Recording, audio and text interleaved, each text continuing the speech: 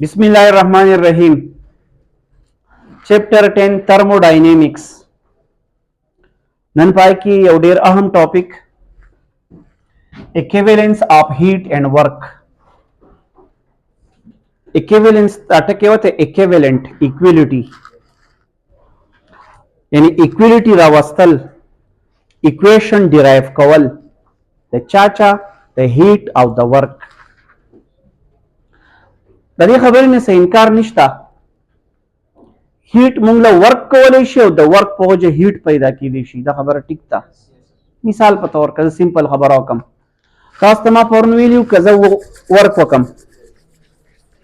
Heat produce कई और कज़ा यो सिलेंडर वाखलम वागले हीट वर्कम और पिस्टन पर बरल अड़शीना हीट न तो और वर्क यो को नमादरे खबर मकसद यदि द्वार देवबल सर ताल्लुक शता द चाचा द हीट और the work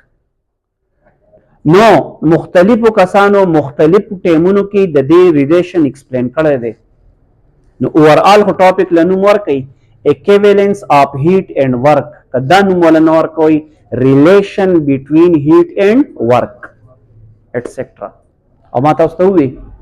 heat can be converted into work and work can be converted into heat. खजी दीवानी अवलने कार चिचा कड़व नाग पर 1798 की दे काउंट रंपोर्ट ये लिटरली इंजीनियर आगे दे ची असलहा वगैरह जोड़े टोपक तमाचा तोप वगैरह तोपी एटसेट्रा दगा इसमें खलक हागा इंजीनियरान चागा असलहा जोड़े नुदाम वैदिसी इंजीनियर काउंट रंपोर्ट नो इधर चिकला आगा टोपक रावा अस्तो अपाई की आगा बोरी कव बोर आ ओपनिंग कना सूरी कवल बोर द चोकतन नु पर रिजल्ट की बागा मटेरियल इंतहाई गर्म शेव हीटिंग इफेक्ट पे पैदा करो मेरा द ऑब्जर्वेशन वी दिस चल कोमा वे जे सकार कुम पर मेटल की सकार कुम पाई की बोर कुम एटसेट्रा पर रिजल्ट की चीजों को हम जे कमकार वो कम पर एज अ पर रिजल्ट क्या इंतहाई सशवी गर्म शेवी ना खपल ऑब्जर्वेशन दिस हुई observation dagadadi according to count report observed that heat could be produced in exhaustively by friction yani matlab mechanical work तरी खबर मकसद कि मुंगा heat produce कवले शु पर work पानी heat produce कवले शु पर सबंदी अमा तो उसे जनरल में मिलवे सादे कना दाम जैसा कोमा work से तो convert कीगी heat का अगर सभी आखो चूंकि पर large level खबर कवला ये मुंची मेटल लावालू चूंकि आखो मतलब असला वगैरह जोड़ा वाला नागे जे पायोसिस की सकार कोम पर मेटल की सकार कोम जो पर रिजल्ट की तो हीट प्रोड्यूस कीगी ला खबर दागा टिकवा मखकी अकॉर्डिंग टू हिम दागा मुताबिक हीट लिबरेटेड कम हीट ची रिलीज कीगी was not related with mass but mechanical work और दा कम हीट ची पैदा कीगी दा दे सब्सटेंस पर मास डिपेंड न कई खो पर वर्क डिपेंड कई कता ज्यादा वर्क के जो ज्यादा हीट प्रोड्यूस कीगी और का लग वर्क के लग हीट प्रोड्यूस कीगी दादा का ऑब्जर्वेशन द काउंट रंपोर्ट 1798 पदी बानी बिया पर डिटेल बानी कार कि बाकायदा ची दा खबर हुकीगी गोरा आवाज खुदा खबर दिसी है चिता वर्क के जो हीट पैदा कीगी नु बिया यो साइंटिस्ट है जेम्स जोल आगा बाकायदा एक्सपेरिमेंट्स वकड़ल विजदाता तखम चीज वर्क कोम दुमरा हीट पैदा कीगी बे दुमरा वर्क कोम दुमरा हीट पैदा कीगी नागा पे बाकायदा एक्सपेरिमेंट्स वकड़ल और ददागा यो खबर चुआ आगे प्रिसाइज मेजरमेंट वेवड़ा with the work of the heat relation दिसी गई नो दागा बेसिक मतलब ऑब्जर्व करे काउंट रंपोड और बिया प्रिसाइजली द एक्सपेरिमेंट पर थ्रू द डोपामिन्स की रिलेशन चिचारा विस्ते दे आगा जेम्स जोल ले दिसी बुआ है In 1845, Joule या जेम्स जोल मतलब हुई carried an experiment to measure very precisely the quantity of heat produced by doing mechanical work. अगर precise measurements वकरल और इज़ता उसते हम चिदा work of the heat पर relation सही और अगर सवी he showed that when a given amount of work is done कल जितना मुतालिक कार हुआ कि as a result the amount of heat always produced په ریزلټ کې به تا ته خامخا څه نه څه هیټ پروډکشن درکوي کله چې موږ څه ورک وکړو. مخکې د هغه خبره دا ده work is directly proportional to quantity of heat. څه مطلب more work more quantity of heat produce, less work less quantity of heat produce. Simple logic. Mathematically W is directly proportional to Q. W is work done, Q is quantity of heat produce. تاسو ته پته ده چې کله موږ proportionality ختمو equal او constant لګو نو W is equal to JQ. کوم چې ما په دې ریډ باندې لیکلی دا J ته وایي کوپیش دا constant of proportionality او بیا یو سپیسیفیک نوم به ورکړو. نو څه فارموله شوه W is equal to JQ.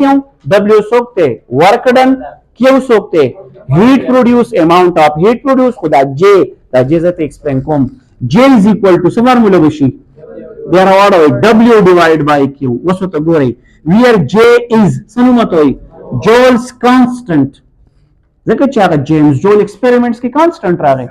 بل ورته څه نوم وایي میکینیکل اکویولنٹ اف هیټ. هغه څوک دی چې د دواړو هغه ریلیشن فارموله به سیټسفاید کوي. نو ځکه ورته بل نوم وایي څه نوم ورته وایي